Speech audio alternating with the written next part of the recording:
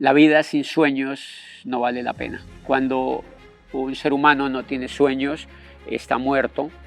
Y me parece que esos muertos es porque no aprendieron a soñar. Hölderlin decía, el hombre era un dios cuando soñaba y solo un mendigo cuando pensaba. El camino del fracaso para cualquier empresario es creer que una empresa se hace para ganar dinero. Una empresa se hace para cambiar el mundo de la gente. Cuando una empresa se hace para cambiar el mundo de la gente, así sea en el barrio, esa empresa puede ser de categoría mundial. No comprendemos nada porque nos la hemos pasado muchísimo tiempo viendo televisión y ahora muchísimo tiempo viendo redes sociales y no aprendemos nada. Sócrates decía, la frase completa es, conócete a ti mismo y déjale la naturaleza a los dioses. Wow. Porque al parecer Sócrates sabía que nosotros jamás íbamos a terminar de conocernos a nosotros mismos, pero ya queremos ir a Marte. Sin liderazgo es muy difícil vivirla. El liderazgo es un acto de conciencia donde entiendes que estar vivo es demasiado importante, demasiado apasionante. Y la razón por la cual un líder es trascendente es porque lo que hace cambia la vida de los demás. Y eso creó una marca personal, o sea que la marca personal es el regalo por haber servido a la gente. Que el amor te puede llevar a que te maten y que vale la pena morir por amor. Qué lindo morirse persiguiendo una causa que valga la pena y no siendo mediocre porque igual te vas a morir. Hola, ¿qué tal amigos? Bienvenidos a este espacio de crecimiento. Para mí aprender de esta forma es mágica porque hoy mucha gente puede tener las manos ocupadas, pero la mente libre. Por ejemplo, estás manejando, hoy estás en el gimnasio, hoy estás lavando algo y en este espacio tienes las manos ocupadas, pero tienes la mente libre y por lo tanto estás aprendiendo. Y hoy te tengo una invitación. Hoy te invito a que tengas las manos libres y la mente libre, porque vas a aprender de liderazgo y de educación de uno de los más grandes y de una persona que además yo admiro muchísimo. El día de hoy estamos con José Bobadilla y no solamente eso, estamos en su casa, en su ciudad y en su teatro. José, bienvenido. Gracias, Pablo. Yo soy muy feliz de que esté aquí. José, estamos felices el día de hoy de poder hablar de liderazgo, pero antes de poder hablar de liderazgo, quiero preguntarte, ¿quién es José Bobadilla? Wow, empieza con la pregunta más difícil.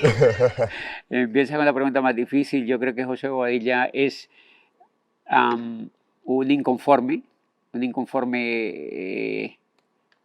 en el buen sentido de la palabra, un inconforme que desde que nació no se sintió conforme con lo que vio alrededor y que tomó la iniciativa de cambiarlo todo para que mejorara todo sin esperar que otro lo hiciera por mí. ¿Y cómo llegaste hasta donde estás hoy? Cuéntanos un poquito tu historia también. Yo creo que inició buscando. Yo recuerdo las primeras etapas de cuando estaba chiquito. Estaba en el patio, en ese corredor de la casa, en un campo literal de casa de adobe, paseándome de lado a lado, preguntándome, voy a hacer algo. O sea, a mí la vida me parecía fantástica. O sea, yo no creía que estar vivo era alucinante y yo tenía 6 años y yo decía, voy a hacer algo increíble, voy a hacer algo increíble, pero no sabía qué, y creo que desde allí empecé una búsqueda y empecé a aprender, creo que empecé a aprender, empecé a meterme al bosque que es el mundo, a descubrirlo por mí mismo y tuve la fortuna de que me dejaron hacerlo y creo que esa forma me hizo llegar hasta donde he llegado, no por decir que he llegado alto, pero sí hasta donde he caminado.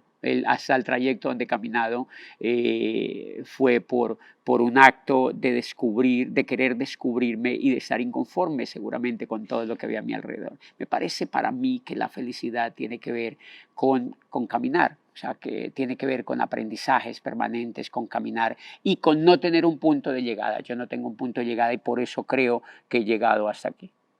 Dentro de tu historia también tienes una parte profesional, educativa muy importante y una transición al ámbito empresarial. ¿Cómo fue esa parte donde estudiaste y en qué momento decidiste pasar también a ser empresario? Sí, me parece, sí, esa parte de la educación. Yo recibí entré al mundo educativo como todo niño, a la escuela, a la educación básica, entré al colegio y entré a la universidad y estudié Derecho y Ciencias Políticas y me gradué y estaba listo para entrar al mundo corporativo y al mundo normal. Pero creo que mi anhelo en el fondo era no tanto ser empresario. Yo no creo que mi anhelo era ser empresario, sino más mi anhelo, o mi anhelo no, mi incógnita era con el dinero, mi incógnita era por qué el dinero es tan importante y, y carezco de él. O sea, ¿por qué el dinero es tan importante y carezco de él? Entonces ahí había una pregunta que había que responder. En el caso mío la respuesta llegó, sé empresario. Pero también pudo haber llegado, sé actor. Yo hacía actuación en la escuela. O sea, mi mejor maestra fue una que me puso a hacer actuación en la escuela y yo me sentía actor. De hecho, si alguien me empuja a ser actor, yo hubiera sido actor. Y allí hubiera ganado, hubiera chuleado el problema de el dinero no me llega, ¿no? Entonces creo que cuando termino el mundo educativo que hice hasta la carrera y posgrados y todo esto, me doy cuenta que el dinero no me llegaba como yo quería. Entonces decía yo, hay algo raro, hay algo malo con este enfoque. Y allí empiezo a descubrir que ser empresario era la mejor alternativa. Y por eso terminé siendo empresario. Como una de las facetas, ¿no? Terminé siendo empresario y ese resolvió el tema dinero, pero también otro poco de cosas. José, hoy vamos a hablar de liderazgo. Y para mí, tú eres un gran líder. Y para ser un gran líder hay que ser capaz de influirse a uno mismo y de influir a los demás. Y la forma en la que yo he encontrado que es el 80% de esa influencia es tener una razón grande de por qué hacerlo.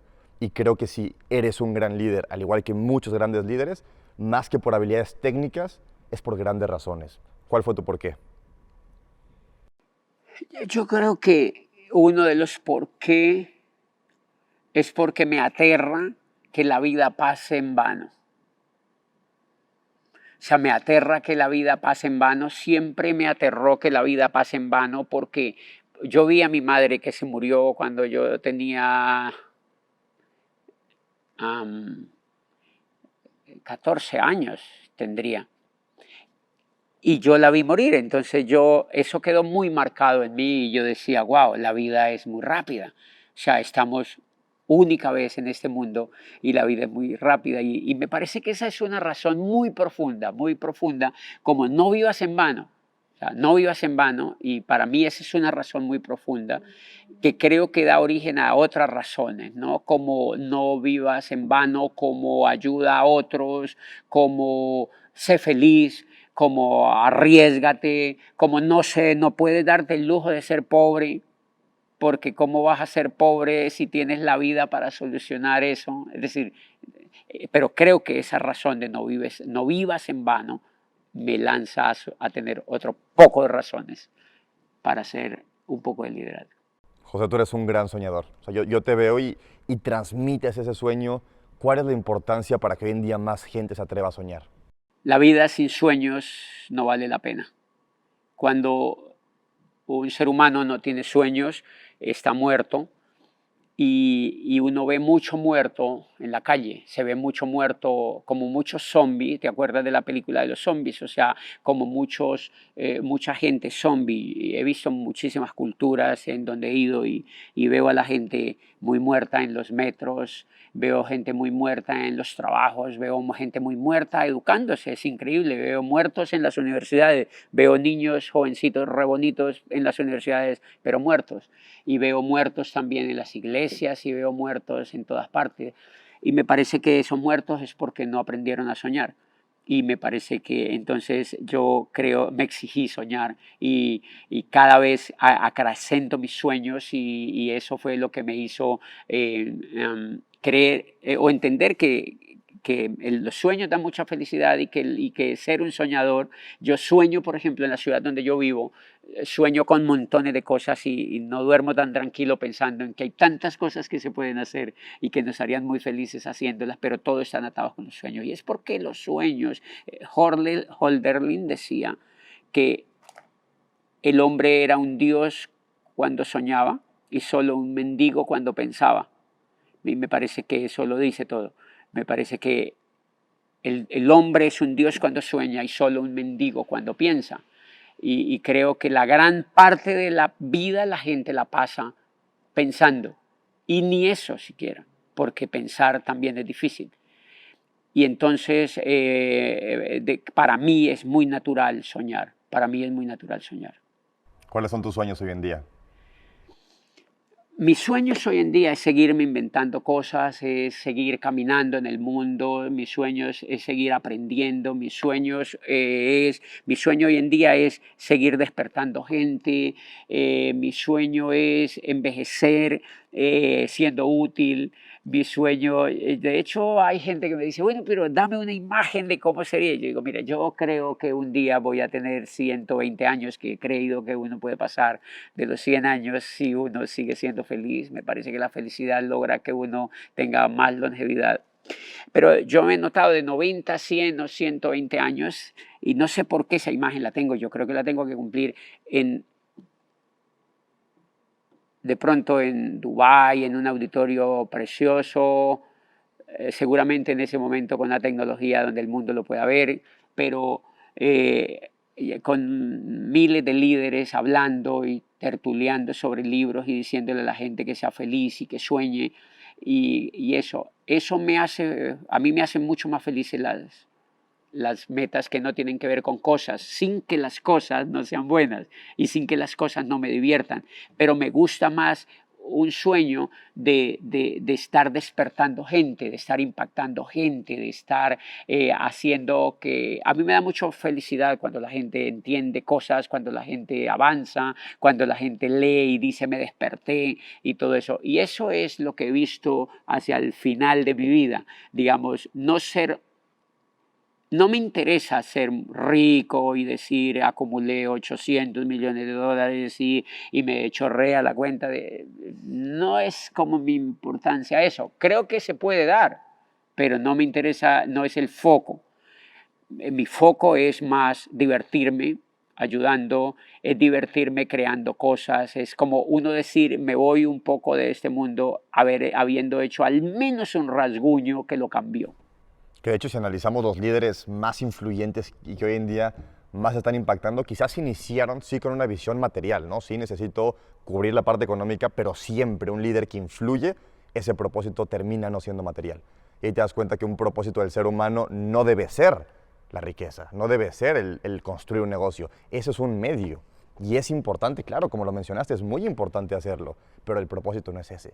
Tu propósito no es tu profesión, tu propósito no es a lo que te dediques, tu propósito va mucho más allá y qué gusto escuchar un propósito que sea inspirar y sobre todo despertar líderes. Sí.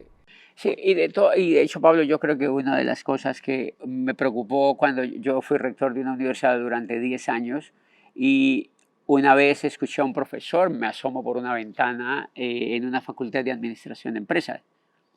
Y creo que el problema de eso es que es el modus operandi de la gran mayoría de profesores en el mundo entero, incluidos los de Harvard.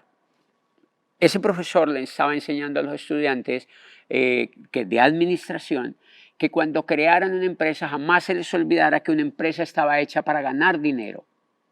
Y claro, estaban hablando de presupuestos, estaban hablando de optimización, estaban hablando de tal. Y yo, que de alguna manera había sentido muchas cosas y que había leído algún otro poco de cosas, pero sobre todo que yo veía la vida cómo funcionaba. Yo decía, qué gran equivocación. O sea, qué gran equivocación que la educación enseñe a los jóvenes que un proyecto se monta para ganar dinero. Creo que ese es el germen del fracaso. O sea, cuando un empresario monta, un pequeño empresario, un joven emprende algo y dice, voy a ganar dinero con esto, ya empezó a fracasar. Cuando un actor, aquí se me acercan, en eventos que hacemos, se me acercan chiquititos, jovencitos que me dicen, quiero ser rockero, quiero emular a J Balvin o quiero a toda esta gente con tanta gloria. Y me dice, porque yo quiero solucionar mi problema económico. Y me dice, yo de una vez digo, este muchacho le falta leer, este muchacho le falta un mentor, este muchacho tiene que entender que está entrando por el camino del fracaso. El camino del fracaso para cualquier empresario es creer que una empresa se hace para ganar dinero. Una empresa se hace para cambiar el mundo de la gente. Cuando una empresa se hace para cambiar el mundo de la gente, así sea en el barrio, esa empresa puede ser de categoría mundial. Es rarísimo. Es rarísimo. Y cuando yo vi a ese profesor educando ahí, yo dije, de razón nuestros jóvenes tienen tanto problema para triunfar. Porque si una empresa se hace para ganar dinero, cualquier cosa es válida para ganar dinero. Para ganar dinero. Y lo interesante de esto es que la historia nos muestra que las empresas más grandes del mundo son aquellas que no están hechas para ganar dinero. Son empresas que están hechas incluso dentro de la misma religión. Dentro de cualquier industria o cualquier actividad humana, las empresas más grandes del mundo están basadas en otra cosa totalmente lejana al dinero y paradójicamente son las más ricas, son las más prósperas y las más ricas del mundo. Y por eso creo que todo el emprendimiento necesita rehabilitación. O sea, todo el emprendimiento necesita alfabetización. Claro. O sea, necesita una alfabetización impresionante. Y eso demuestra, pues por supuesto, el gran grado de fracaso que se da en el emprendimiento. Que eso lo podemos respaldar hoy con números. O sea, si hoy analizamos la estadística, vemos un 95% de negocios que en 5 años deja de existir. Y yo también creo que es muy claro que una razón es que la gente emprende por dinero. Y cuando emprendes por dinero y es tu única motivación, el primer obstáculo te tumba. Sí. Si no te apasiona lo que estás haciendo y no sientes que trasciende, el primer obstáculo te tumba. ¿O tú por qué crees que tanta empresa fracasa en 5 años? Claro.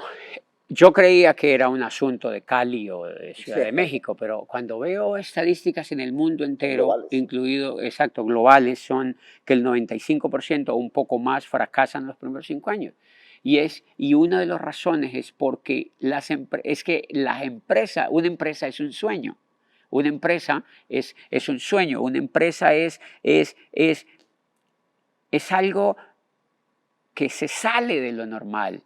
Y entonces el que está detrás, si no es un líder, la empresa fracasa. Entonces por eso creo que gente enana monta empresas que son enanas y fallecen. La vía es que crezcan los emprendedores, que haya jóvenes que sean capaces de quemarse por transformar el mundo, que haya jóvenes que sean capaces o empresarios que sean capaces de crear algo que trascienda. Y al haber hecho, para mí no existe nada que uno emprenda que tenga valores superiores y que tenga posibilidad de fracasar. O sea, no existe para mí ningún emprendimiento que tenga valores superiores y que eso tenga posibilidad de fracasar. No. Entonces, la gran mayoría de estas que son cámaras de comercio del mundo nos muestran esas cifras, pero no conocen el porqué. O sea, creo que difícilmente estas compañías o estas cámaras de comercio conocen el porqué. Y es más, ni los mismos emprendedores conocen el porqué. Y el porqué para mí es educativo, es desarrollo humano, es falta de liderazgo, es falta de visión, es falta de arquitectura de los líderes, es falta de crecimiento. O sea, tenemos mucho enano emprendiendo y mucho enano moral, o sea, mucho enano moral emprendiendo. Con lo cual me lleva a creer que emprender es demasiado fácil, pero si tú comprendes de qué se trata el emprendimiento y de qué se trata el liderazgo. O sea, quien descubra esas llaves, y ese fue el caso mío fue exactamente eso. Yo eso lo conocía. Yo sabía que emprender no era para ganar dinero. De hecho, Pablo, cuando yo emprendo y me empieza a pagar el emprendimiento que yo hago en Internet, lo que me pagaban era tan generoso que yo nunca tuve tiempo de auscultar las cuentas. Yo llevo 20 años emprendiendo, pero no he tenido tiempo de ir a mirar si me pagan menos, si me pagan más o si se les ha olvidado pagarme un pedacito, porque no me interesa, porque ese es algo normal, porque el objeto es más grande que el dinero. Cuando aprendamos esto, las estadísticas de las cámaras de comercio van a cambiar absolutamente. ¿Y qué tal que pasáramos al menos a un 20%, ¿me entienden? O sea, no a un 95%, a un 5% de éxito, sino al menos a un 20% de éxito. Eso cambiaría el mundo. Eso cambiaría el mundo.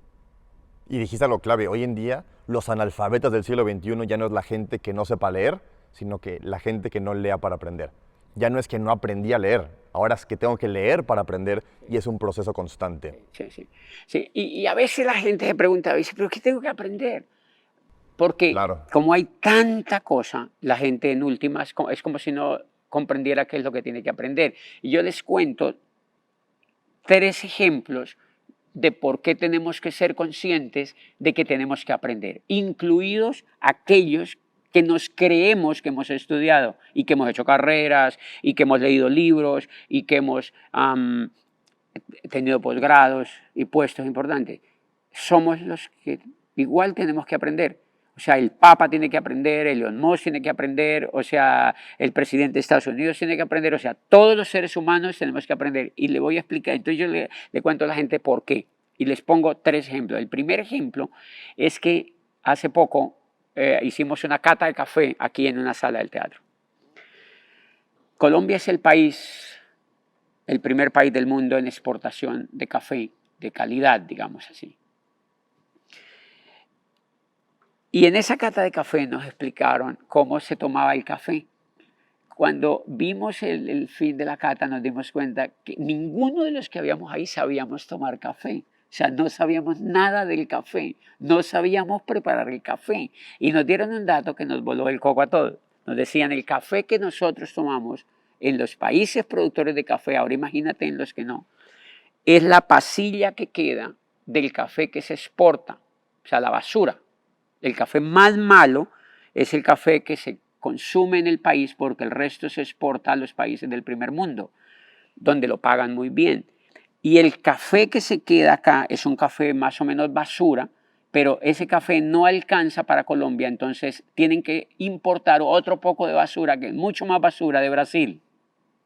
Y ese café lo queman, no lo tuestan, sino que literalmente lo queman en unos procesos no bien hechos, sino muy industrializados, y ese café lo queman. Y por esa razón los jóvenes no les gusta tomar café, porque el café es como tomar alquitrán.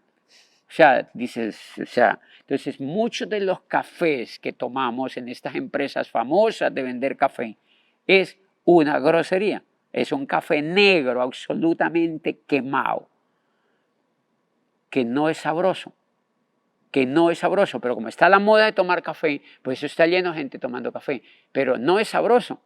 Y nos muestran un café sabroso, un café de $200 los 500 gramos.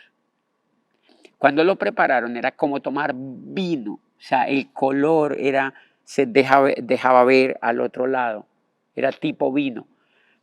Y a partir de ahí empiezo a estudiar un poco y yo digo, es increíble, viviendo con los años que tengo, viviendo en el país más cafetero del mundo y no sé tomar café. O sea, soy un analfabeta en el producto número 1 de Colombia en exportación. Y eso, ahora, soy yo, pero los 55 millones de colombianos tomamos café basura, café que hacen las empresas solamente para que nos tomemos un café en la mañana, pero es un café basura. Lo compramos ¿por qué? Porque somos analfabetas frente al café. Segundo ejemplo. Ahora, pregunta, ¿habrá que aprender ahí? Claro. O sea, ahí hay una industria, ahí hay un negocio espectacular y hay una tarea impresionante. No sabemos tomar café. Segundo, no sabemos tomar agua. El agua que nos venden en botellas es una estafa porque esa agua es esterilizada, absolutamente filtrada, completamente filtrada y esterilizada. Y es una estafa, ¿por qué? Porque es una agua absolutamente muerta, está tan tratada y tan purificada que está muerta. Y la célula no toma esa agua, porque la célula al parecer tiene como unas jetitas que se abren cuando ven que entra agua, pero tiene que ser agua con minerales. Si no tiene minerales, la célula no es tonta, no la deja entrar. Entonces, la gran mayoría de seres humanos en el mundo vivimos deshidratados porque no tomamos agua. Fuera de que no tomamos agua, el agua que tomamos es una estafa. Entonces, claro, se volvió de moda. Antes podíamos tomar agua muy fácil de una tinaja que la abuela tenía en un piso y tal. Hoy en día venden en botellas plásticas el agua. El primer problema es que el plástico transmite al agua contaminación. Por eso hay muchas veces que tomamos agua. Yo no puedo tomar agua en esas botellas de plástico porque me duele el estómago. Y es raro, es porque el plástico contamina el agua. Ok, pero el asunto más fuerte de eso es que el agua la tenemos que tomar que venga de un riachuelo, que esté fresca, que esté limpia En y que movimiento. tenga movimiento y que tenga minerales, que tenga sales sutiles y que tenga minerales. Esa agua sí nos hidrata. Entonces, de hecho, conocí a un científico de México a través de YouTube en una súper conferencia de eso. Y ahí aprendí que el agua se debe tomar con un poquito de sal y con un poquito de limón para alcalinizarla. Y esa agua la tomas y es absolutamente distinta, te sientes absolutamente hidratado, cambia tu mañana, cambia tu día. Entonces yo digo, wow, no sé tomar café, no sé tomar agua. Pregúntate, ¿qué crees que sabemos entonces? O sea, no sabemos nada, no comprendemos nada. No comprendemos nada porque nos la hemos pasado muchísimo tiempo viendo televisión y ahora muchísimo tiempo viendo redes sociales y no aprendemos nada. Y no aprendemos las cosas más básicas de la vida. Entonces, ¿cómo vamos a aprender de liderazgo? O sea, ¿cómo vamos a aprender de espiritualidad? ¿Cómo vamos a aprender de cómo funcionan las leyes, ciertas leyes en el universo? ¿Cómo vamos a aprender eso cuando no tenemos ni para comprar el almuerzo? ¿Me entiende? Entonces, hay una altísima ignorancia en las cosas más básicas, como tomar agua y beber café. Y en la parte, por ejemplo, de nutrición, no sabemos nutrirnos, no sabemos por qué comemos lo que comemos. Nos han enseñado a comer 5 veces al día, 6 veces al día, porque la industria alimenticia le encanta que comamos, porque si no se quiebran. Entonces comemos 6 veces al día y hay entrenadores de los gimnasios que le dicen a sus alumnos que coman 6 veces al día porque han visto mucha televisión y hay escuelas de nutrición equivocadas con eso, pero no se dan cuenta que cuando comemos muchas veces al día nos llenamos de azúcar y la insulina invade nuestro cuerpo y nos produce, puede ser, hasta una diabetes. Entonces también estoy aprendiendo a comer. Y si comemos mucho, nos morimos más rápido, porque cuando comemos mucho, nuestro cuerpo se desgasta más. Nuestro cuerpo no se cura, nuestros cuerpos están hechos para curarse, para autocurarse. Nosotros nos podemos autocurar, pero si vivimos comiendo todo el día como cerditos, nuestro cuerpo no se autocura. Otro analfabetismo. Imagínate si no sabemos comer, no sabemos beber agua, no sabemos beber café.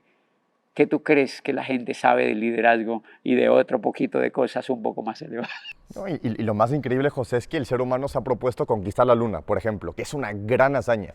El ser humano se propuso conquistar la luna y buscamos conocerla y no conocemos cómo respirar.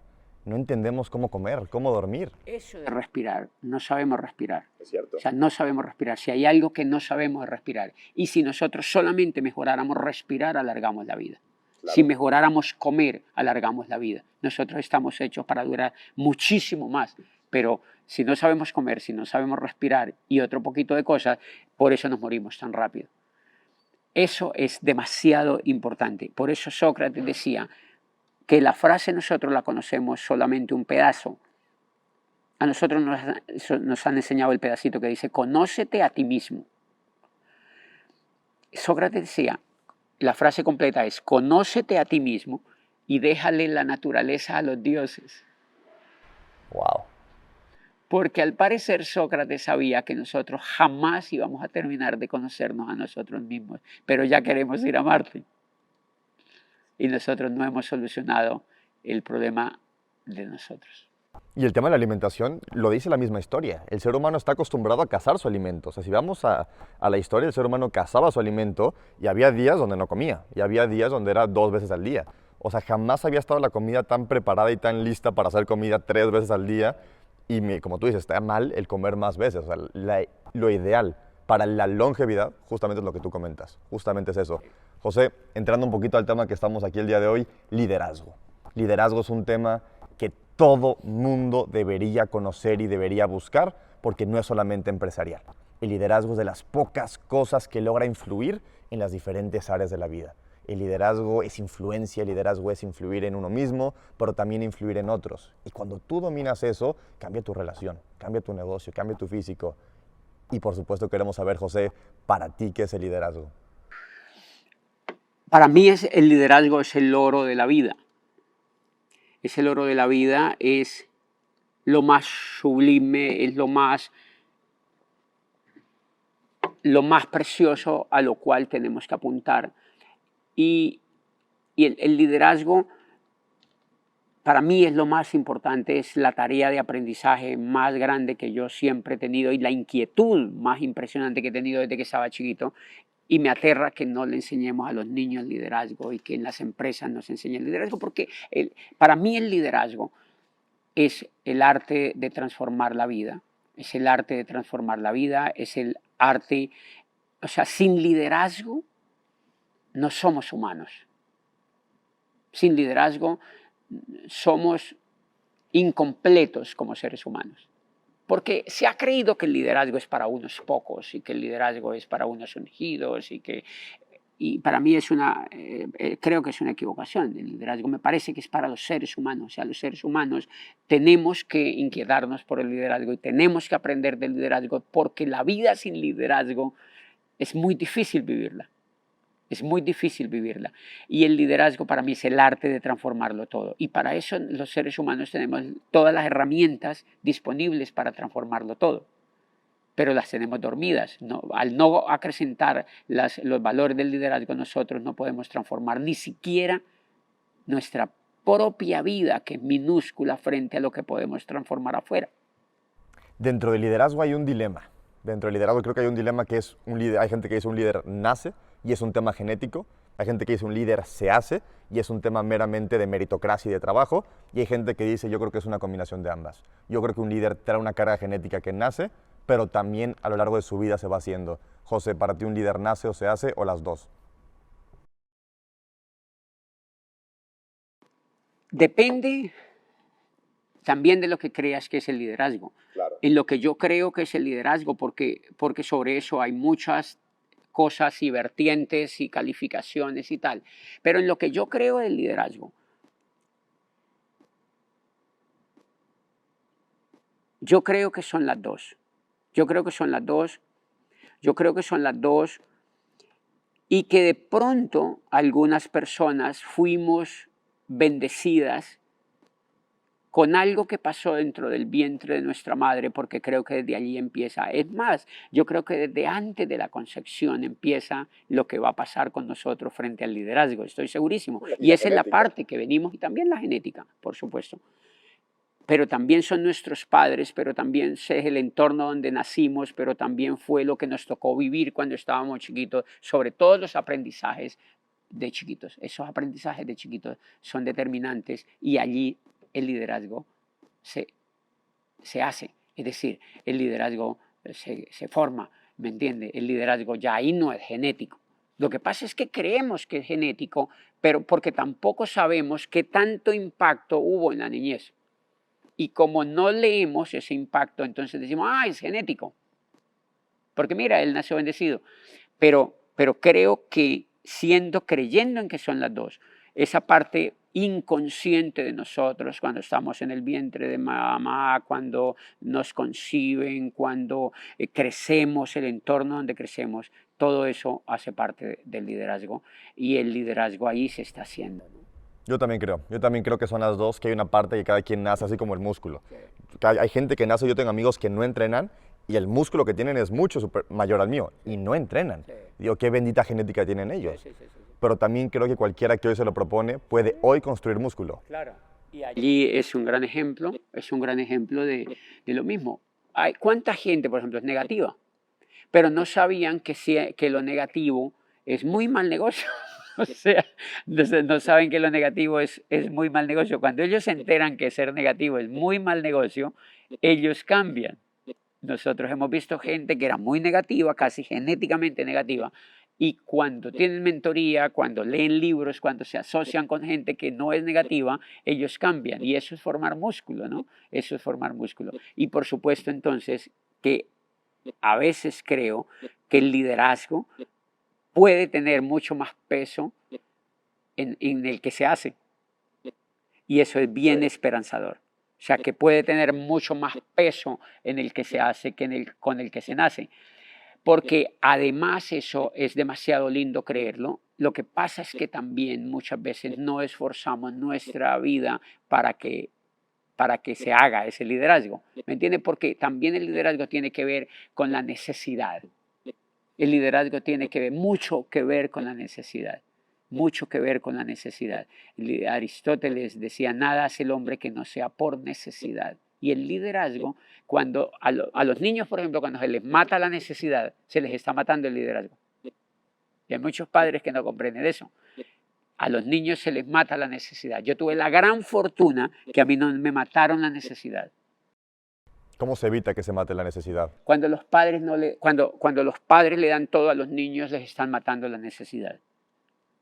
Porque hay algo en el inconsciente que aprende, por supuesto, todo lo que lee en la vida. Y los padres de hoy en día, y creo que ser padre es demasiado jodido, porque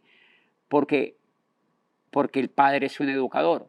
Entonces los padres de hoy en día les da mucho miedo de que los niños vivan la vida que ellos vivieron. Yo he escuchado padres súper jóvenes, súper bonitos, unos niños re lindos, y me dicen, yo no quiero que mi hijo viva lo que yo viví. Yo digo, es un error, es un error. Entonces mira la paradoja de la educación. Ese padre se esfuerza trabajando en una multinacional, comprando cosas, incluso endeudándose, para que su hijo no viva lo que él vivió. Eso me preguntó un día y yo le digo, estás en un error. Eso es un error porque tu hijo, en mi concepto, ese niño lo están dañando porque a ese niño le están dando todo. A ese niño le están dando todo.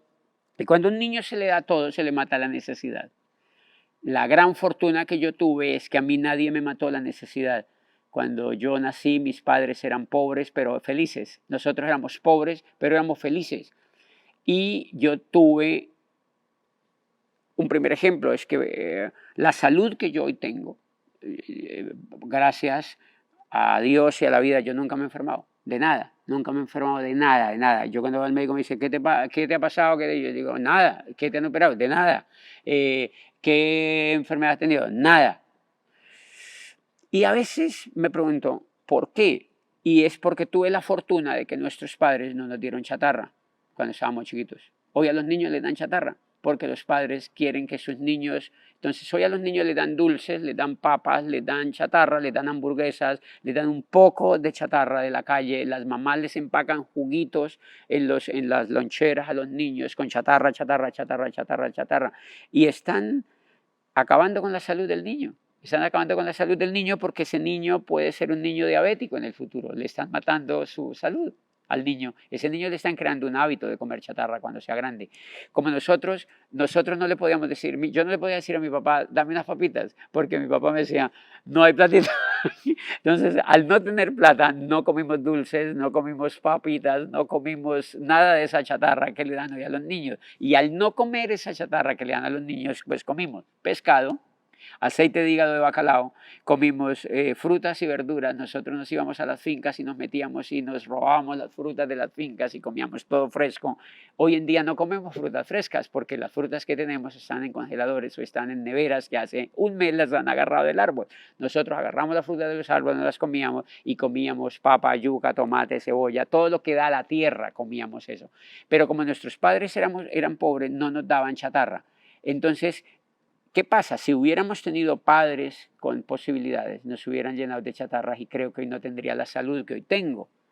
Y eso tiene que ver, pero a los niños además a los jovencitos les dan carro, ¿no? El papá le da su carro, cuando tiene adolescente y medio empieza a agarrar una llave, ya le compra un Mini Cooper al niño y ese muchacho difícilmente va a soñar, porque él está aprendiendo en el inconsciente que hay alguien que le da todo. Él después va a decirle al Estado que el Estado le tiene que dar todo. Y por eso tenemos tanta gente pobre y tanta gente que teniendo todas las posibilidades van al Estado a exigir a las calles, a hacer paros en las calles y a protestar en las calles porque les han hecho creer en la educación mala que les han dado, que el Estado es solo obligatorio a que les den todo. Y allí empieza el fracaso de una sociedad. Entonces, primero fracasa la persona y después fracasa la sociedad. Cuando esas personas mal educadas crecen en número, la sociedad fracasa en su conjunto. Y está diciendo algo muy importante. Y el problema no es que el papá genere riqueza, porque no estamos hablando de que si el papá tiene dinero o no. Viene de los principios que el papá le transmite a través de dar todo. Sí. ¿Qué opinas tú, por ejemplo, de que el papá regale todo sin que haya un mérito del otro lado? Absolutamente malo, no es poco inteligente, porque eso es educación. Es que la gente ha creído que educación es irse a sentar a una escuela. Y la gente, los padres le dan, no, tengo a mi hijo en la mejor escuela y en el mejor colegio de Ciudad de México, de Bogotá, ¿no? Y es carísimo, unos nombres rarísimos de próceres y colegios con nombres franceses e ingleses y todo el cuento. Pero claro, eso es glamour, eso es marketing, pero eso no es buena educación. Buena educación es lo que hacen los padres cuando los niños llegan a la casa. Y por supuesto que es muy malo porque esos niños no aprenden a transformar la vida, no aprenden a cambiarlo todo, no aprenden a ganarse las cosas.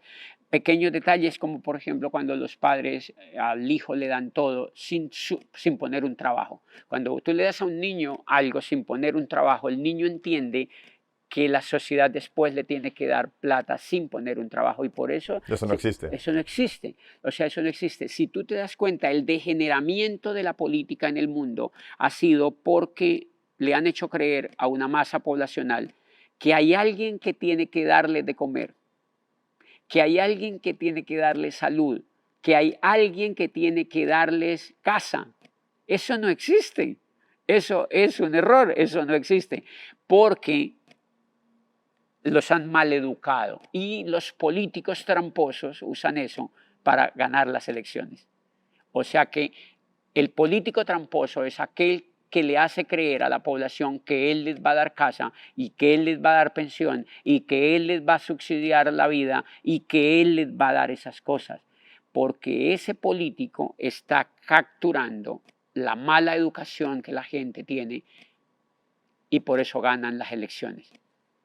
Si esa gente estuviera bien educada, esa gente no iría a ver esos políticos, sino que solucionarían su vida, comprarían su casa, comprarían su carro, tendrían su pensión y tendrían su propio bienestar sin esperar. Esos niños les dieron todo cuando estaban chiquitos. A esos niños les dieron todo cuando estaban chiquitos y son jovencitos que sus padres les pagaron la escuela. A mí nadie me pagó la escuela, ni el colegio, ni la universidad.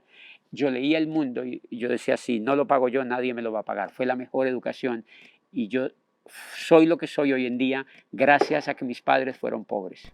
¿Y cómo sí educar a un niño para que sea libre?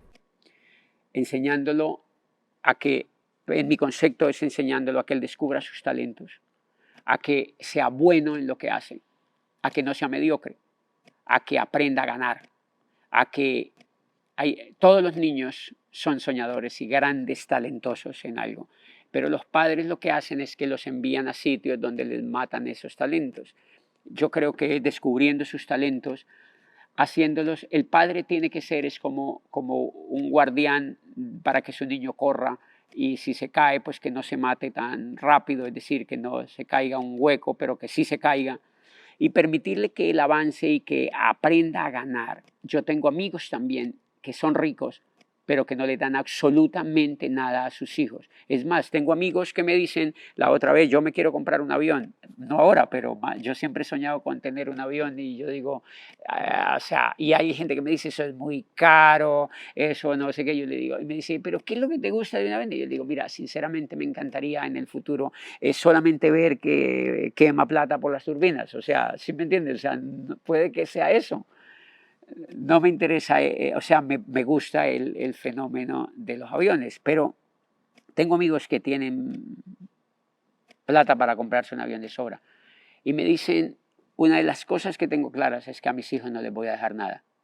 Y yo les digo, wow, es porque esos empresarios han leído, esos empresarios saben qué es la educación, pero claro, están entrenando a sus niños desde chiquitos. Es más, sus hijos no dependen de ellos. Un hijo cineasta y tiene una empresa de cine en Francia, tiene 23 años, es un genio en el cine, él no necesita de la empresa de su padre puede fumarse su empresa, porque él no necesita de la empresa de su padre.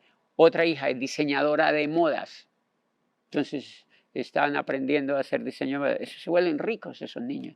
Para mí eso es educación, pero es que educación es cuando tú esperas que alguien te dé lo que tú necesitas, que alguien te va a dar lo que tú necesitas, ¿no? Por eso la política tiene que ver es con la educación.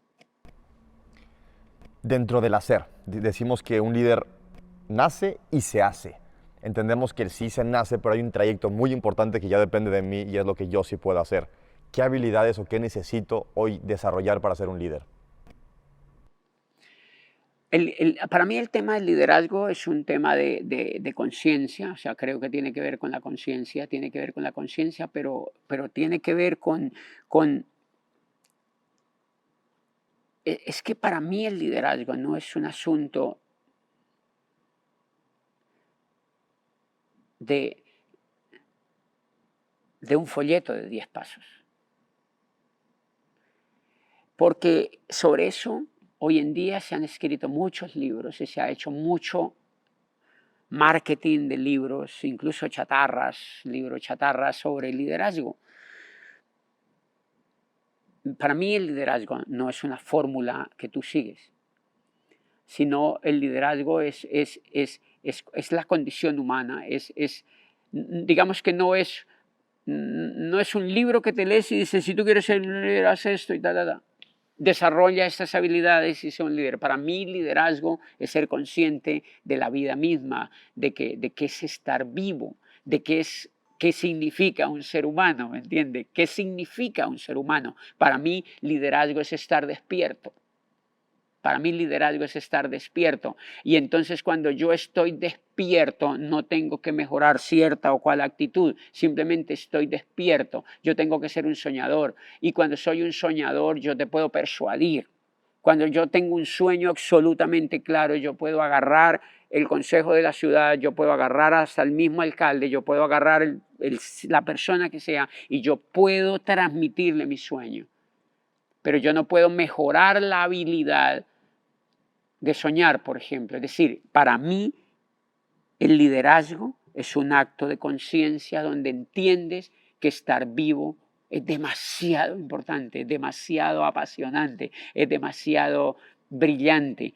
Y eso te lleva a que las habilidades, que es una, más o menos, por ejemplo, dicen, los líderes hablan bonito. Pues no, o sea, me parece que no es, no, los líderes no tienen que hablar bonito, aunque sería bonito que hablen bonito, pero no tiene nada que ver. Es una pregunta que me hacen muy frecuente, me dicen, ¿qué tanto tengo que mejorar yo mi oratoria para ser un líder? Y yo digo, pues qué pregunta tan rara, porque no, porque sobre eso se han escrito muchos libros de aprende a ser un orador para que mejore tu liderazgo. Pues no tiene nada que ver, porque cuando una persona tiene un porqué hacer algo, cuando una persona sueña con algo, aprende a hablar de eso con lo que sueña y su oratoria mejora. Hay gente que me pregunta, ¿y tú por qué tienes esa oratoria? Y digo, no, yo nunca he hecho cosas de oratoria, ni nunca me he preocupado. Me dice, es que tú haces con las manos cuando estás en tarima esto y guardas un silencio. Le digo, no tengo ni idea.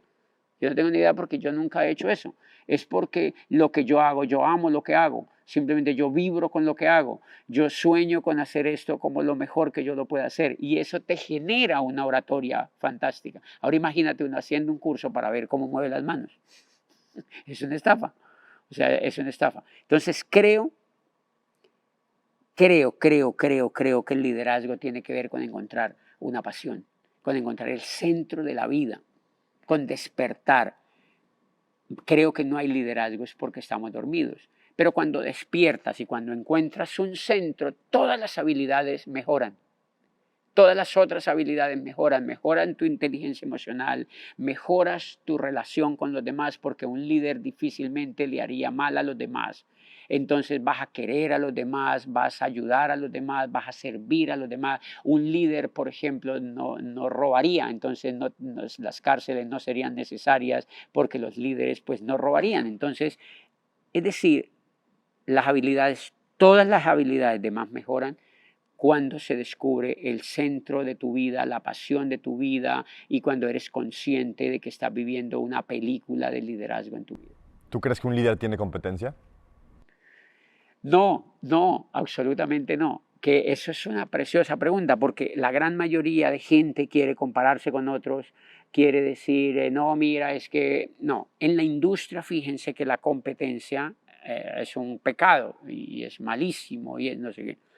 Lo lindo y la gran noticia es que cuando ejerces el liderazgo es tan precioso y tan alto y tan necesario y tan brutal que cuando haces liderazgo quedas absolutamente sin competencia, porque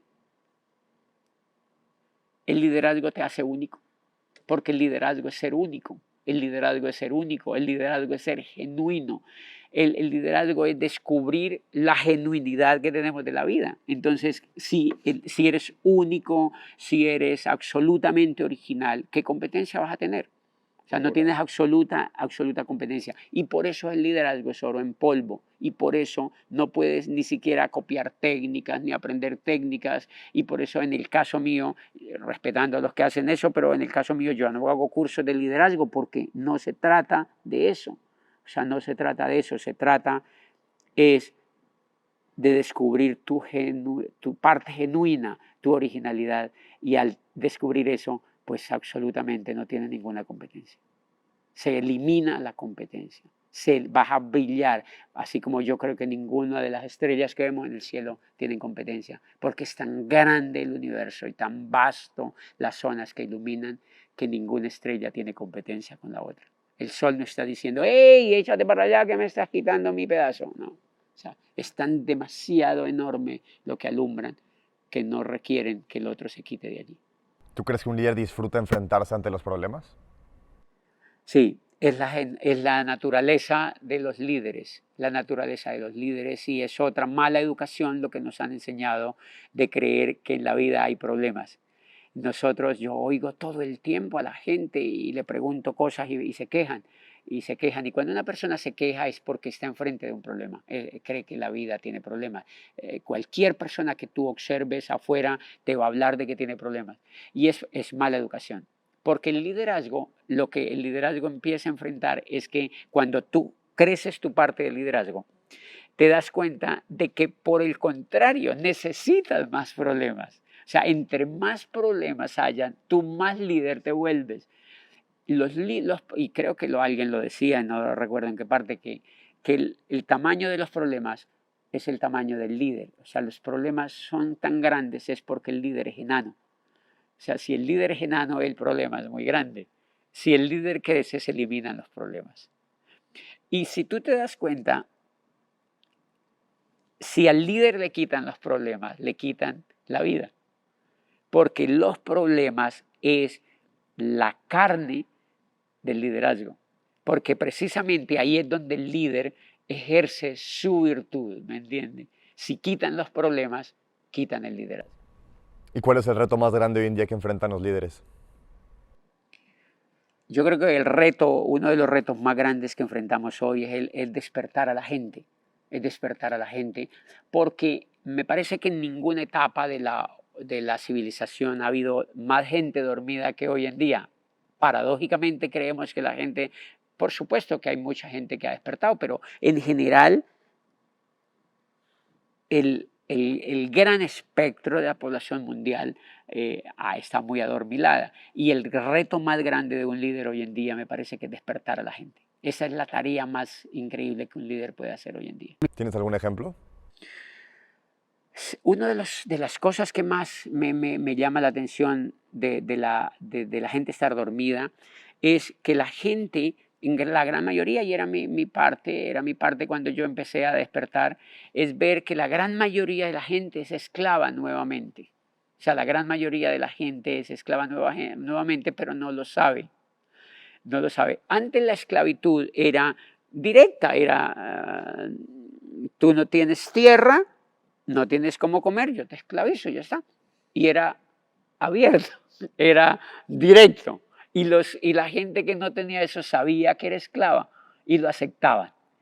Hoy en día, el 80 y el 95% de la población es esclava, pero no lo saben.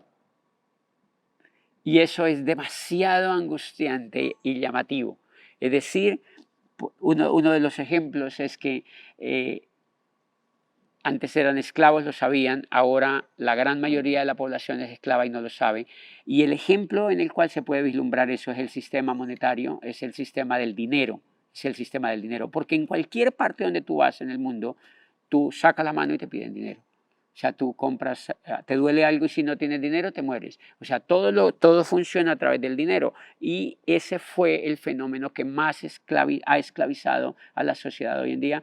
Y nosotros, los líderes de hoy, tenemos el reto de despertar gente. Y una de las partes donde la gente tiene que despertar dentro de montones, como aprender a tomar café.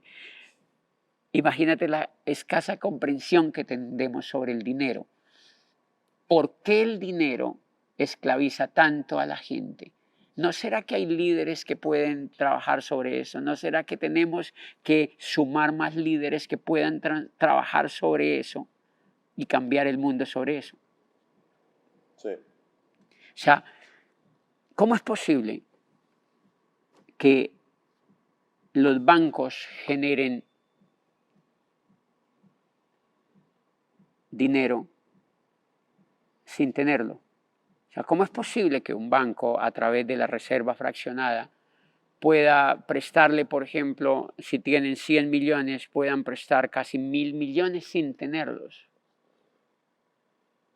La gente dice, ¿es eso cierto? Pues sí, eso es cierto.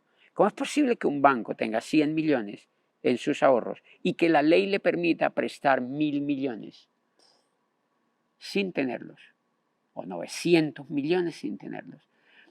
La gente no sabe que ese acto es crear dinero de la nada, crear dinero en un computador. Entonces a la señora cuando le prestan 100 millones, 50 millones o 20 millones para su pequeño negocio, ese dinero no existe. Ese dinero no existe en la economía. Al crearlo, crean inflación. Al crear ese dinero, crean inflación porque ahora esa señora debe esa casita que le prestaron sus 30 millones y ahora lo tiene que pagar en 30 años. Y esa señora está esclava del sistema monetario y tiene que pagar un interés. Los bancos, al crear dinero, se están lucrando de ese interés de esa humilde señora que tiene que pagar durante 30 años esa casa. Eso se tiene que acabar. Eso se llama esclavitud. La esclavitud moderna de hoy en día es la esclavitud a través del dinero. Y es una gran alfabetización que un líder o que los líderes tenemos que hacer hoy en día. ¿Por qué tenemos que estar así siempre? Es decir, ¿qué podemos hacer con el dinero? ¿Qué podemos hacer con el dinero? ¿Cómo es posible que 3 o 4 bancos creen el dinero o que un banco como la Reserva Federal cree el dinero del mundo entero? Creen el dinero del mundo entero. Entonces, si ustedes ven las curvas de inflación, son absolutamente impresionantes. Entonces, la gente cada vez es más pobre, cada vez es más pobre, cada vez es más pobre, cada vez es más pobre. ¿Qué es lo que pasa con eso? Que si hay educación sobre eso, la gente sale a la calle como en la Revolución Francesa y dice, no pago más. De hecho, cuando la gente se da cuenta que el dinero que imprimen los bancos es falso, o sea, que no existe, que es un invento del banco, y cuando la gente se da cuenta, deja de pagarle al banco. Y eso es un acto heroico. Eso es un acto heroico de alguien que se da cuenta que es un engaño.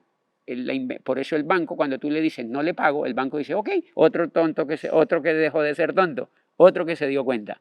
Por eso hay leyes que existen y que le dicen a la gente, si tú te das cuenta de eso, de que te están robando y te están engañando, acógete a esta ley. Es más o menos como si la ley le dice a los bancos, ok, los dejamos que roben a la gente. Pero hay una ley que el que se dé cuenta se puede someter. ¿Me entiendes? Y en todos los países del mundo hay ese tipo de leyes. Creo que lo más angustiante es ver a la gente sometida y esclavizada por el dinero. Qué fuerte. Otro tema cuando un líder despierta, José, es la crítica. Es inevitable que cuando un líder empiece a tener alcance, empiece a llamar la atención, así como lo hemos hecho, empieza a sonar el ruido de los críticos. Es inevitable y si alguien hoy se lo propone que quiere iniciar en este camino, tienes que saber qué va a pasar. ¿Qué consejo le darías a alguien cuando empieza a recibir esa crítica? Que en el caso mío me sirvió mucho haber leído, uno de los libros que leí fue aprender que el líder de las cosas que menos le interesa es la aprobación de los demás. Y eso es una ley que yo siempre he tenido desde que aprendí más o menos a vivir lo que hoy vivo. Creo que el consejo que yo le daría a cualquier persona que quiera emprender o que quiera hacer ejercicios de liderazgo es que lo primero que tiene que aprender es que no puede buscar la aprobación de los demás. Porque también se ha creído que el liderazgo es que los demás te acepten. ¿Qué liderazgo es que los demás se aplaudan y qué liderazgo es que los demás te celebren? No, liderazgo es ser tú. Liderazgo es tu originalidad, es tu fuerza, es tu fe, es tu visión, es cambiar el mundo como tú crees que se tiene que cambiar. Y eso obviamente choca con gente que no piensa como tú. El líder disfruta de eso. Yo tengo un más o menos problema porque yo la verdad no he sido un líder criticado. ¿No? Yo no puedo decir, y entonces en el caso mío yo no soy el mejor ejemplo, pero sí he visto en la política se da demasiado eso. Y admiro a los políticos en el caso de que tienen un pellejo muy grueso para soportar esas críticas y lo hacen muy bien, porque el liderazgo no es buscar la aprobación de los demás. El liderazgo es ser tú mismo y los demás cuando ven que tu liderazgo tenía razón y que lo que soñabas tenía razón, esa misma gente te va a aplaudir después, esa misma gente te va a aceptar después, ¿no? Pero al líder igual eso no le importa porque eso tampoco es lo que busca, ¿no? Y dijiste algo muy importante, hay mucho liderazgo desde el ego. ¿A qué me refiero? Mucha gente tiene la filosofía o cree, tiene la expectativa, ok, cuando sea líder me van a aplaudir, cuando sea líder voy a recibir, cuando sea líder voy a tener poder. Y es totalmente al revés. Cuando eres líder no eres el que más recibe, eres el que más da. Cuando eres líder no eres el que más pide, eres el que más sirve. Entonces, ¿tú crees que hoy en día el liderazgo se basa en estar pidiendo o en estar dando? ¿Tú crees que es un acto de servicio el liderazgo? Absolutamente. De hecho, una de las mejores definiciones del liderazgo es que es un acto de servicio, es decir, el liderazgo, el líder es un servidor, el líder es un servidor. El líder es un servidor porque si lo que hace el líder no le sirve a los demás, no hay liderazgo, no sirve, no funciona. La razón por la cual un líder es trascendente es porque lo que hace cambia la vida de los demás. Es porque, por ejemplo, un producto que saque una empresa, ese producto es exitoso si realmente cambia la vida de los demás. ¿Por qué las empresas tienen que hacer tanto marketing con los productos? Porque son mediocres. Para mí la gran publicidad es mediocridad. Cuando tú le tienes que hacer tanto marketing a un producto es porque eres una empresa mediocre. Cuando tú tienes un producto realmente que cambia la vida de los demás y el que lo ha hecho es un visionario que sabe que eso le cambia la vida de los demás, se ahorran la publicidad. No hay cosa más impresionante que despierte más pasión que algo que sirve a los demás. Yo cuando voy a Nueva York y ese gran centrito allí lleno de pantallas impresionantes, mostrando champús y mostrando computadores y tiestos por todas partes. Y yo digo, qué esfuerzo mostrando ese tipo de cosas. Y me parece que todo este tipo de empresas, yo siempre he creído que la publicidad está equivocada cuando hace tantos esfuerzos por engañar literalmente a la gente, por mostrarle cosas que la gente, como muéstrale eso, así no lo tengamos. Y si tú te das cuenta, eso se cae de su propio peso. Liderazgo es que tú no necesites publicidad. Hay gente que una vez me dijo alguien en el exterior, una persona se me acercó y me dijo, ¿tú cómo hiciste para crear tu marca personal? Y yo era la primera vez que oí el tema. Y yo, ¿cómo así? No, no tengo ni idea, yo no he hecho nada. Porque de alguna manera lo que yo había hecho le había servido a la gente. Y eso creó una marca personal. O sea que la marca personal es el regalo por haber servido a la gente. Pero si yo seguramente me hubiera metido en el proyecto, voy a crear una marca personal, en mi concepto es un camino equivocado. ¿No? Sirve a la gente, impacta la vida de la gente, Y por consecuencia llega. transforma la vida de la gente y por consecuencia tu marca pues va a ser reconocida, va a ser reconocida. Y me parece que eso es válido para las iglesias, para las empresas y por supuesto para cualquier líder en el mundo. Si sirves a otros, eres un líder. Si sirves a otros, vas a ser seguido. Es más, cuando uno no lo sigue más gente, cuando a uno más gente no lo conoce, es porque ha servido a menos gente. Punto. Sirve a más gente y ese es el reto de un líder. ¿Qué más puedo hacer por el mundo? ¿Qué más puedo hacer por el mundo? Y no es para que me sigan, no. Es porque me encanta hacerle bien a otros y al mundo. ¿Tú te imaginas si los políticos pensaran eso? Si los políticos pensaran así, el mundo sería un poco más bonito, ¿me entiendes? El mundo sería un poco más agradable. José, una de las trabas dentro de la educación es que no nos enseñan a pensar en grande. Un déficit es que la mayoría estamos acostumbrados y estamos enfrascados en pensar pequeño. ¿Tú crees que un líder tiene que pensar en grande? Por supuesto, un líder tiene que pensar en grande porque es uno de los requisitos del liderazgo. O sea, no encontramos un líder que diga, no, pues, o sea, el líder piensa en grande, el líder es feliz en grande, el líder sueña en grande, el líder transforma todo en grande, el líder ve el mundo chiquito, porque él piensa en grande. Me parece que ni siquiera es un error de la educación, es un error de la cultura, es un error, y ese es uno de las herencias de la pobreza. como los países pobres, por ejemplo, los países nuestros que son más pobres que el resto, tienden pensamiento, la pobreza es pensamiento pobre. O sea, ser pobre es porque la gente piensa pobre, piensa chiquito. La gente que piensa chiquito, pues obviamente es pobre. La gente que piensa chiquito es pobre. Cuando la gente piensa en grande, al menos, cuando una persona piensa en grande, al menos vive, al menos sobrevive, al menos vive. Pero si piensa chiquito, ni siquiera puede comer, ni siquiera puede tener un techo, ni siquiera puede vestirse bien porque piensa muy chiquito. Yo he tenido, sobre eso me parece que ese es un punto demasiado importante en el liderazgo. A los niños, los padres, les enseñan a pensar en chiquito. Entonces, ese es gravísimo daño para los niños porque los niños piensan en grande y el padre le dice, deja de ser iluso, eso que te dijeron no es posible, mira el mundo allá afuera, porque claro, el mundo allá afuera está hecho muy a la medida de la mediocridad. Aunque se crea lo contrario, el mundo está hecho a la medida de la mediocridad. Entonces, los niños oyen de los padres que piensen en chiquito, que eso no se puede, que no sea iluso. Entonces, el niño inconscientemente empieza a pensar en chiquito. Por eso, cuando uno es chiquito, piensa en grande, pero cuando crece, empieza a pensar en chiquito. O sea que la gran tarea del líder es amplíe su frontera de pensar en grande, amplíe su frontera de pensar en grande. Eso repercute en toda la economía y eso repercute en toda la cultura. Yo a veces me pongo a pensar cuando llego la otra vez aquí en la ciudad, esta ciudad es preciosa y tiene un potencial impresionante, por ejemplo, en el turismo. Y todos los países de América Latina, casi todos, nosotros recibimos turismo, pero es un turismo muy pequeñito, es un turismo muy pequeñito. A mí me aterra, por ejemplo, como un país como Estados Unidos, que solo con Disney recibe el turismo que Francia recibe. O sea, Francia con toda su historia de los reyes y de los castillos y de sus escritores y de su cultura y de la Revolución Francesa y de todo el arte que tienen allí, recibe más o menos el turismo que Disney recibe. Es decir, los americanos son tan increíbles que pudieron crear un parque que recibe el turismo de un país entero dentro de su país. ¿Por qué? Pues porque un soñador vio el castillo de Luis XVI de Baviera, estaba estudiando diseño en Múnich y dice, esto lo podemos hacer en Estados Unidos, pero mucho más completo. O sea, no solo el castillo, sino algo que atraiga al mundo entero. Ok, o sea que la gente va a Disney es porque es grande, porque es más grande de lo que se hubieran imaginado, porque les da más de lo que esperaban, porque es mágica la experiencia. Es decir, que el pensamiento de grandeza, las acciones de grandeza son las que traen turismo.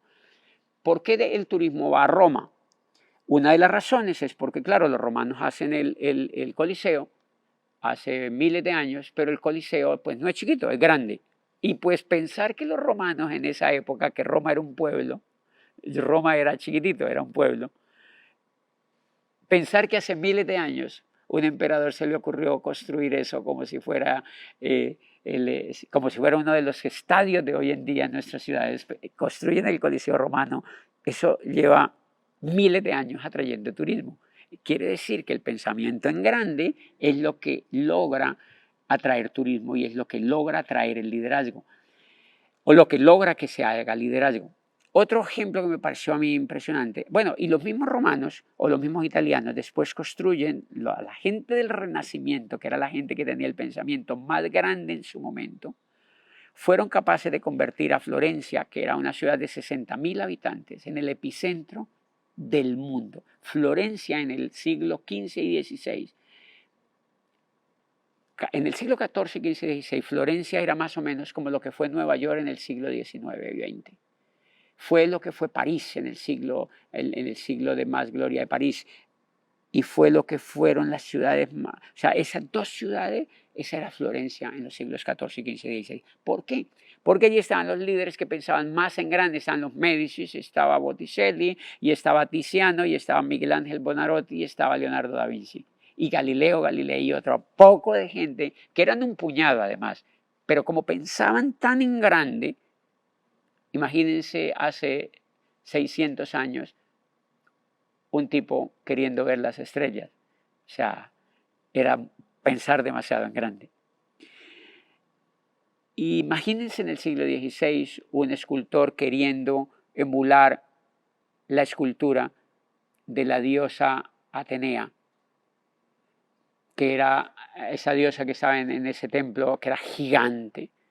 Y ahí se inspira Miguel Ángel para construir el David y ponerlo enfrente del Palacio Municipal de Florencia. Ese David desnudo, donde no se podía hacer eso en aquella época, porque en aquella época la gente estaba ataviada y como si fuera, pintaban era santos y esculpían era santos. O sea, todo eso rompió el esquema, pero era porque la gente pensaba en grande. Pero hoy en día, cuando uno llega, la otra vez que fuimos a Disney, ve a Australia, a Sydney, uno llega a Sydney y lo primero que ve, claro, es un poco del mar y las grandes bellezas de una ciudad enclavada en el mar, pero eso no te llama mucho la atención, lo que te llama la atención es la ópera de Sydney. Y uno llega a Sydney directo a tomarse una foto en la ópera de Sydney. Y cuando llegamos viajábamos por todas partes de Australia, pero cuando volvíamos a llegar a Sydney, íbamos a la ópera de Sydney y entramos a verla. Nos contaron la historia de un tipo supremamente loco, un arquitecto danés, que les propuso construirla, ni siquiera era australiano. Y casi se agarran del pelo todos los políticos hasta que lograron dejarla construir. Después de batallas políticas, lograron dejarla construir. Y yo me pregunto, cuando yo llego otra vez a Colombia, muestro las fotos, pero todas las fotos, ninguna foto tenía sentido. La única que tenía sentido era la foto con la ópera de Sydney. Es decir, que si este arquitecto danés no hubiera pensado en grande, Sydney sería una ciudad a la cual no quisiéramos ir. Porque el resto es como ir a Nueva York o Dubái o cualquier Múnich o cualquier ciudad del mundo. Pero cuando tú ves a la ópera de Sydney, ya ahí cambia todo. O sea que, pero lo mismo ocurre con París. Si Gustavo Eiffel no le hubiera interesado hacer la Torre Eiffel en el siglo cuando se hace la Exposición Universal, que fue el motivo por el cual se hace, que además los parisinos se agarraron del pelo por hacer esa torre, casi lo matan, y triunfa el proyecto de la torre, que era para destruirla después de que pasa la Exposición Universal. Logran no destruirla. Y hoy en día no hay ningún ser humano, en mi concepto, que vaya a París y que no se tome fotos y que su propósito no sea tomarse fotos con la Torre Eiffel. Y claro, el gran auge del turismo hacia París es mucho porque quieren ver la Torre Eiffel. Ni siquiera es por ir al Louvre, ni siquiera es por ver la catedral, ni siquiera es por los Campos Elíseos, ni por los Inválidos, y esto que es precioso, es por ir a la Torre Eiffel. Qué cosa más increíble, qué cosa más increíble. Eso quiere decir que pensar en grande es la razón o es el camino al progreso, es el camino al liderazgo, es el camino al turismo de Latinoamérica. Si tú te das cuenta, tú vienes a Cali, tú me dices, ¿qué te muestro? Yo te digo, pues la verdad no hay muchas cosas que mostrar porque no hay ningún político caleño que se le haya ocurrido hacer algo grande. Nosotros tenemos una montaña allí con un Cristo así, pero chiquitico. Entonces la gente pues ve la montaña. Nosotros ya la naturaleza nos regaló las montañas impresionantes, brutales en toda Latinoamérica, pero nosotros hacemos cosas muy chiquitas. Entonces la montaña es majestuosa con un cristico así chiquito que si no hubiera sido por los jesuitas que lo hicieron hace como 100 años, no existiría ni siquiera el Cristo. Estarían unas antenas de televisión allá arriba. Eso quiere decir que la mediocridad es el camino de la pobreza. Cali y Ciudad de México y toda Latinoamérica necesita líderes que piensen en grande, porque hacemos carreteras chiquitas, edificios chiquitos, cuadrados con ventanas chiquitas, puentes chiquitos. No hacemos cosas grandes. Y la otra vez hablaba con un alcalde de Cali y yo le decía, mira, porque me preguntaba, el alcalde era muy criticado y yo le decía, ¿cómo te fuiste con ese nivel de crítica tan alto? Le preguntaba yo. Me decía, pero hay gente que hace, sí, pero la gran mayoría te odiamos porque no hiciste nada. Y yo le dije, en lugar de haberte puesto a regalar la plata a la gente y en hacer cosas tan tontas como las que hiciste, hubieras hecho una sola cosa que cambiara la historia de la ciudad. Así fuera un muñeco. Y yo le ponía el ejemplo, en ese sitio donde está ese Cristo, tan chiquito, que ya está metido en el corazón de la gente, haga un Cristo 4 veces más grande que el Corcovado de Río de Janeiro. Y Cali empieza a pasar de una vez a ser la ciudad del mundo con el Cristo más grande. Yo decía, el Papa de una vez piden pista para venir a Cali a hacer una visita, porque quieren estar allí. Quiere venir el turismo de Europa, que viene el turismo mundial, porque Cali en Guinness Récord aparece como la ciudad del mundo donde hay el Cristo más grande que nunca antes se había construido. Un Cristo que desde que llegues al aeropuerto se vea.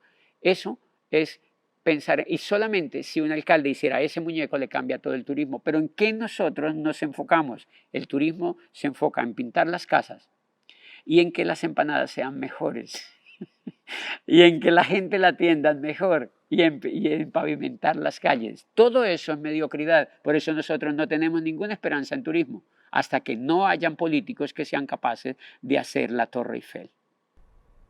Qué fuerte, José, todo lo que está diciendo. Y otro tema que también es clave dentro del liderazgo creo que es la educación.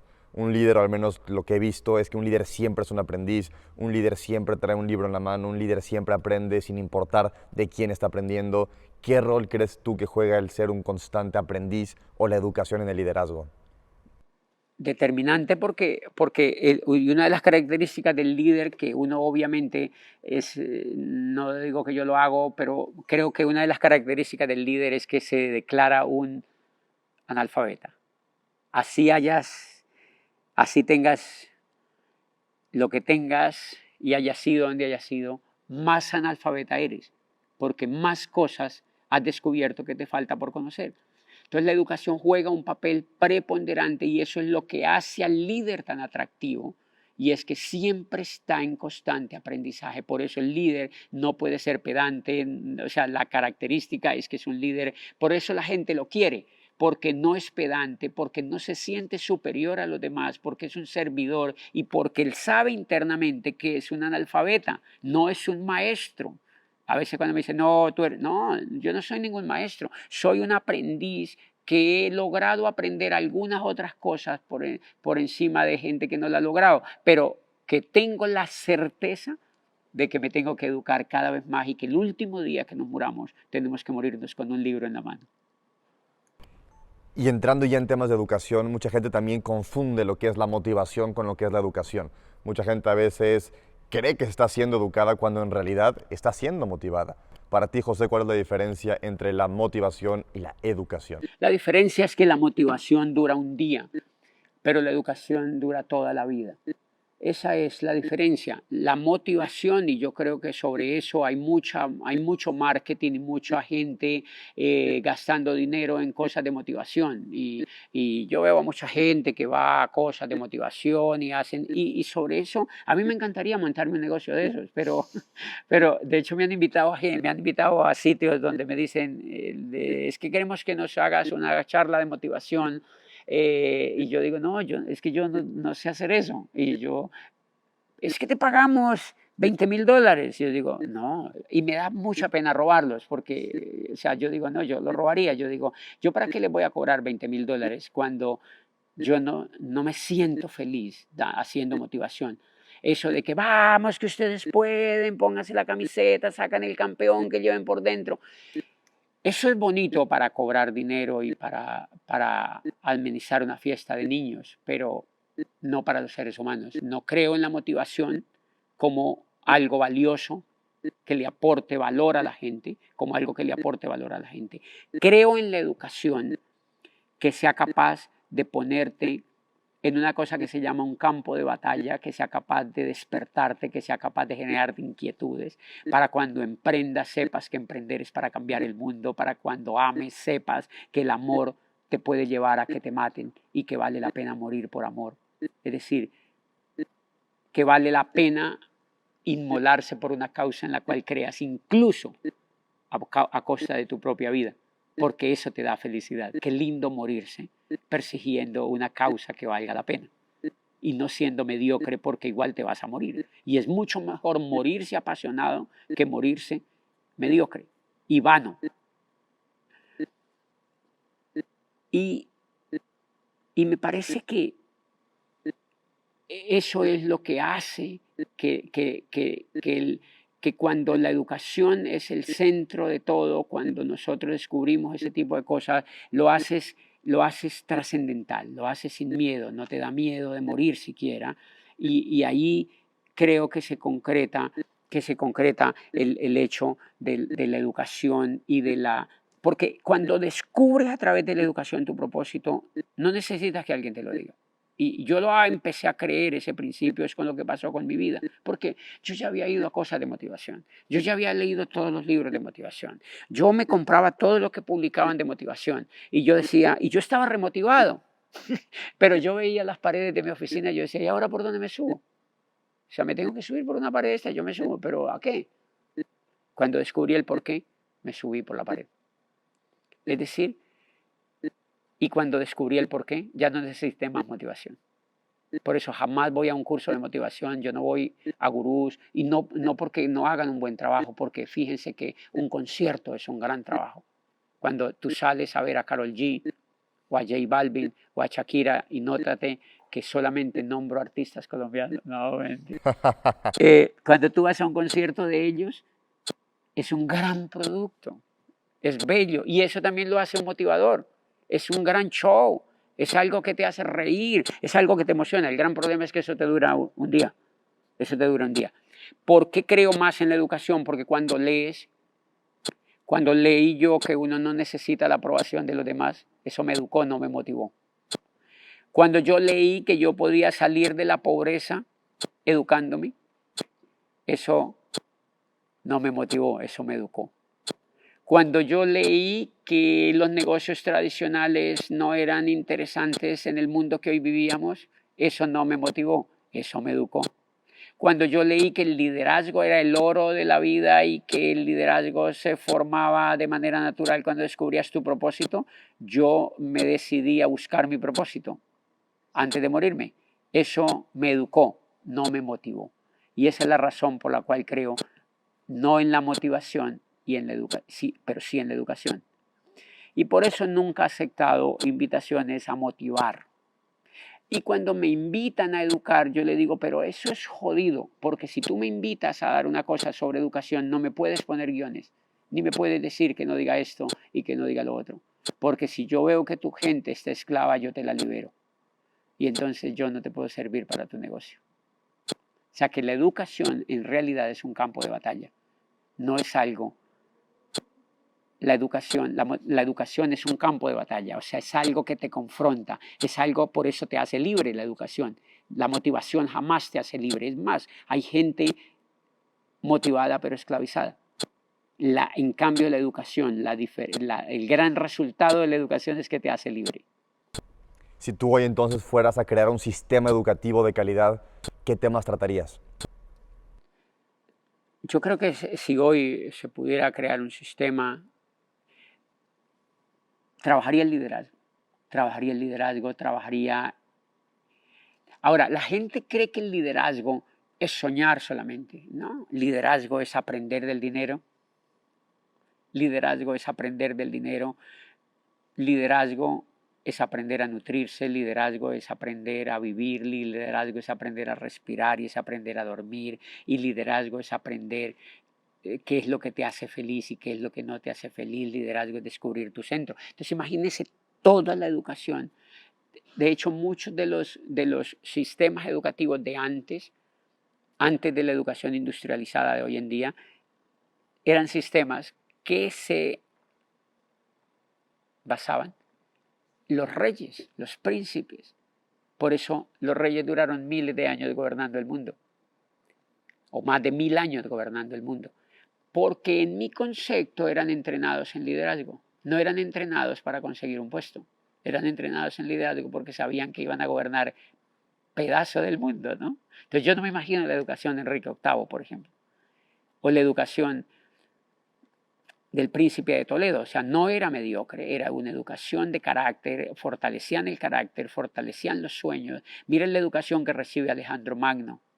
Yo crearía algo para los niños como la forma como Aristóteles entrenó la mente de Alejandro Magno, ¿no? Que la entrenó para pensar en grande. Le decía que Macedonia era muy chiquitito y que Filipo, el padre de Alejandro, había sido muy mediocre, o sea, que se había agarrado con sus guardias y que terminaron matándolo porque pensaba muy en chiquito.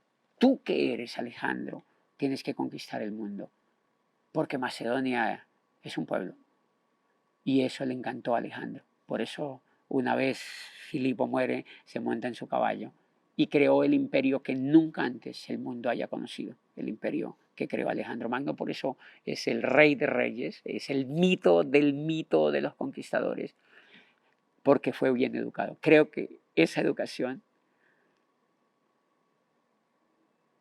es que tú te imaginas lo que hace, lo que hizo un niño como Galileo Galilei con el mundo, lo que hizo un niño como Leonardo da Vinci con el mundo, lo que hizo un niño como cualquiera de los transformadores, como un niño como Rousseau, Voltaire, Montesquieu o John Locke, lo que hicieron con el mundo. ¿Tú te imaginas 5.000 niños apenas de todo el mundo con una formación como la que ellos tenían? Es decir, eso sería impresionante, o sea, el mundo sería muy diferente y yo estaría más de acuerdo, no llamamos el sistema, pero estaría más de acuerdo que la educación fuera así. En mi concepto, todo lo demás sobra. Si hay una educación de ese tipo, todo lo demás es importante, pero como accesorio. ¿Tú dirías que el sistema tradicional hoy en día... Enseña lo accesorio, no enseña lo importante. Es un sistema enfocado en enseñar solo accesorios. ¿Y eso mata el potencial de los niños? Claro, eso mata el potencial de los niños, porque los niños, como no aprenden lo principal, se quedan toda la vida en lo accesorio. Y nos morimos creyendo en lo accesorio. Creo que la gran mayoría del mundo, la gran mayoría de personas en el mundo, están en lo accesorio, no en lo principal. ¿Y qué pasa con un ser humano cuando ya empieza en un proceso de aprender constantemente y de leer? ¿Qué empieza a pasar? No, que hace milagros. O sea, creo que empieza a pasar, por ejemplo, una de las cosas que empieza a ocurrir es que uno se da cuenta de lo que ya sabíamos, que uno es un creador, que uno es un creador, que uno es el responsable del futuro y de la vida y que uno puede transformar el mundo. Pero ¿qué empieza a ocurrir? Que los grados de felicidad aumentan impresionante. ¿Usted no ha notado que la gente, el gran sueño de la gente es ser feliz? Porque a eso vinimos, ¿no? El gran sueño de la gente es ser feliz, porque a eso vinimos. Pero la gente, lo que empieza a pasar y lo que creo que empieza a pasar en un líder es que es muy feliz. En mi concepto, yo no encuentro líderes que no sean felices. O sea, me parece que cuando encuentras a un líder, encuentras a una persona feliz. Y ese es un primer síntoma de alguien que empieza a forjar su liderazgo. Ayer me escribía un líder al WhatsApp, salimos de un evento y me escribía un líder y me decía: papi, te amo porque tú despertaste mi vida y porque me has hecho avanzar demasiado y porque en el poco tiempo que llego siguiéndote me he dado cuenta que estaba muy dormido y bla, bla, bla. Pero se le notaba muy feliz. Y cuando yo lo veo, lo noto muy feliz. Y no tiene nada que ver con el dinero, pero lo noto muy feliz. Me parece que una de las cosas que empieza a obtener una persona que lee, que desarrolla el liderazgo y que crece, es que se vuelve más feliz. Y eso es una ganancia demasiado grande. José, una última pregunta, un poquito más personal. ¿Tú crees en Dios? Bueno, cuando yo te cuento que no sabía tomar café y que no sabía beber agua, eso demuestra todo lo que no sabemos. Desde lo más mínimo ignoramos cosas, no sabemos ni cómo funciona una hormiga y no sabemos nada del mar. ¿Tú sabías que la investigación que se ha hecho sobre el mar es ínfima, es re chiquitita en el mundo entero? No sabemos qué es el mar adentro. Pero no sabemos bien por qué nos duele el estómago tampoco. El ser humano no sabe, realmente no sabemos bien cómo funciona la teoría de la gravedad, la ley de la gravedad. Están cuestionándose muchas cosas de las que dijo Einstein. Y no sabemos bien por qué el universo nos habla como nos habla. No sabemos por qué una mariposa dura tan poco. Y por qué nuestras células, porque se van cansando y nos morimos. No sabemos nada de eso, así como no sabemos tomar café. Pero tampoco sabemos por qué no sabemos nada de la energía oscura, ni de la materia oscura. No sabemos nada de eso. Si no sabemos del mar, no sabemos, y no sabemos tomar café real, tampoco sabemos nada del universo. De lo que se ha explorado no sabemos nada del universo. Y entonces eso me ha llevado a una conclusión personal, y es que quien afirma que Dios no existe es un atrevido, tan atrevido como quien afirma que existe. Aprende a decir no sé. Listo, corte y queda.